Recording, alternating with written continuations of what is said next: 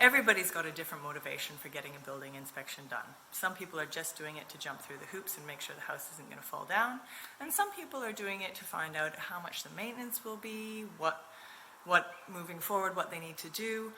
And some people are actually quite suspicious that something's wrong and they just want to know what it is. So, with that in mind, we write the reports with two different categories. There's major defects and minor defects.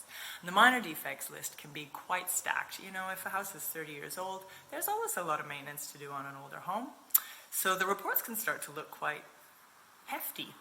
What you want to do as a reader of these reports is go straight to the majors, have a look. If there's nothing there that freaks you out, then read the minors with just an open mind, looking to the future.